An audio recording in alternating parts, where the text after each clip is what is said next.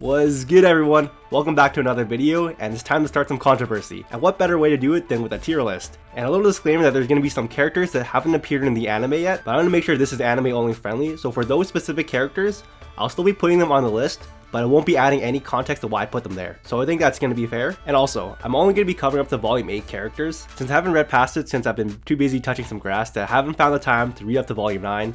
So for volume 9 characters, they will not be included, so I'm sorry to disappoint you guys. Now there's a lot more characters than I expected, so let's get right into it.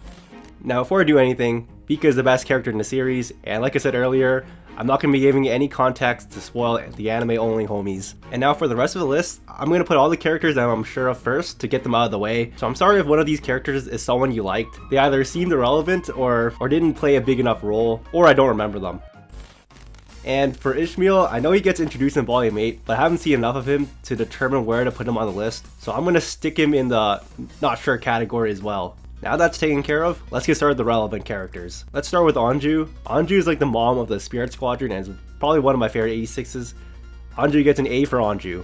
Next we have Bernholdt, who is just another side character for the Federacy, who doesn't do much for the plot and doesn't have much screen time, so I'm sorry Bernholdt, but D tier. Next we have Daiya. I didn't think much about Daiya when he first was introduced. He was just another disposable character for me, but he didn't deserve the fate he was given, and that kind of screwed him over a little bit, and I feel bad for the guy. It's all a B tier. Dustin, C tier.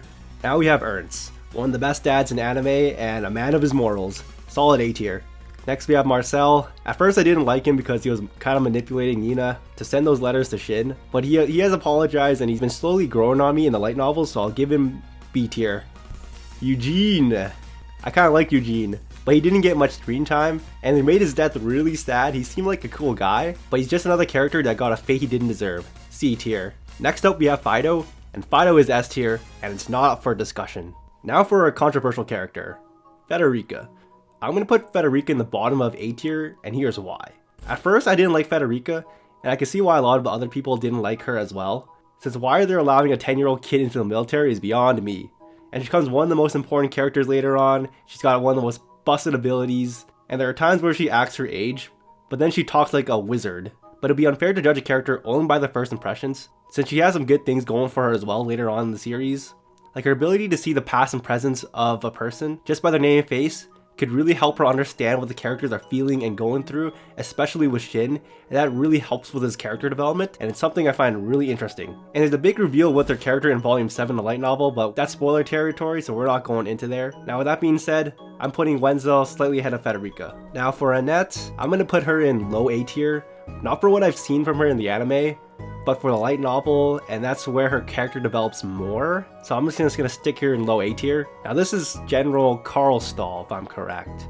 Which, as much as I think he is a pussy for not revealing the truth about the Republic, at least he was self-aware that the Republic was doing pretty shitty deeds, unlike the rest of the White Pigs. But it doesn't change the fact that he didn't do anything about it, so I'm gonna give him C tier.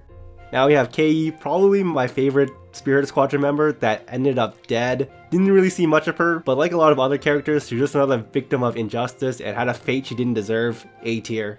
Now we have Kiriya. He was an alright villain. I don't think he was that bad, but I didn't have much of an attachment to him as a character. If only we saw more of what he did before he came into the Morpho, that would be great for the character. But for now, he gets bottom of B tier. Next we have Kurena. Another member of the Spirit Squadron, but was sent to the Sister Zone by Shin. I don't think she's a bad character, but I hear she gets more development in Volume 9, but for now, I'll put her in B tier. Lerche, who is another light novel character that hasn't appeared yet, A tier. Next we have Lev, cool guy, a Republic citizen helping out the 86, great dude, C tier. I think this is Ludmila, another character that hasn't appeared yet, B tier. I think this is Lena's mom. She barely got any screen time and she died off screen. Didn't really care much about her, D tier. Next we have Nina. I didn't really care about Nina as well, but I do feel bad she lost her brother, but she's kind of irrelevant to the plot, so D tier. Next we have Olivia, B tier. Next up we have my man Raiden, Shin's best homie. He deserves top of A tier, not up for discussion. Michihi, B tier. Next we have Richard Altner, another side character, but he plays an important role. I'll give him C tier. Now we have Rito. I'm gonna put him in C tier as well. Next we have Shana. She gets high B tier. Shiden, we haven't seen much of her in the anime, but we do see a lot more of her in the light novel, so I'll give her solid B tier as well. I'm gonna save Shin for last because he's the main character, but Shourei, his brother, he was an alright villain. I can understand he was pretty mad about getting sent to the 86th sector, but did he really have to choke on his brother about it? I don't know. I'll give him solid B tier. Next we have Theo. I love Theo. He's one of my favorite characters in the series, especially when he went off on Lena in episode 3. He was spitting some facts. That's what made me really get invested in the series, and I'm glad he's getting more development in Volume 8, which we'll probably not see an anime adaptation for that in probably years to come. Next we have Teppy.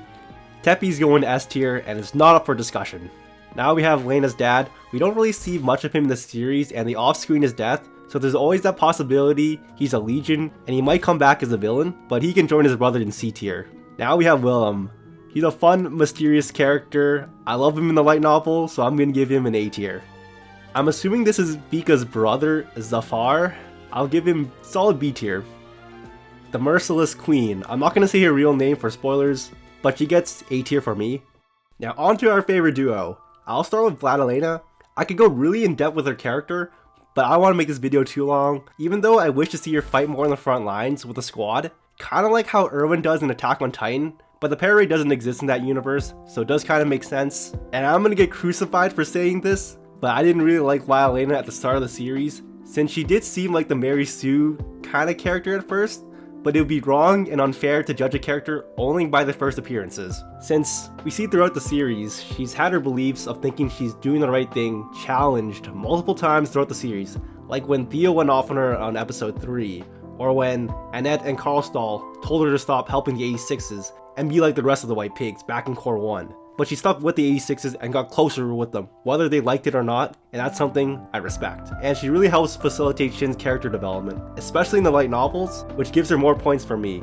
She may have her flaws as a character, but just because she's a flawed character doesn't mean she's a bad character. And for that reason, she gets an S tier for me. Which brings us to our final character, our second best boy, Shin. There's so much I can say about Shin's character. He's easily one of the best characters of all anime. On the surface, he does have a character design that reminds me of a generic anime protagonist, and in Core 1, it did seem like he was going to be that edgy character, that I must kill my brother kind of edgy. But there's so much depth behind him as a character moving forward after he accomplished his goal. And like I said, it would be wrong and unfair to judge a character just by their first appearances. I could go in really in depth with Shin's character. But I can make another video on Shin as a character since there's so much to go through with his character development, which makes him one of my favorite characters of all time. But he's no Vika, so I'm gonna put him in S tier and shut up. So here's the final list. I'm 1000% sure no one's gonna disagree with me here, and we're all gonna be friendly about it. And shout out to the 86 Discord and Prost for the tier list, so I don't have to go find one or make one myself. So thank you to them. And I also want to take this time to apologize for that baity thumbnail. This is just an experiment channel for fun, so please don't get angry. And I hope you guys enjoy the video. Let me know what you guys think in the comment section down below, and thanks for watching.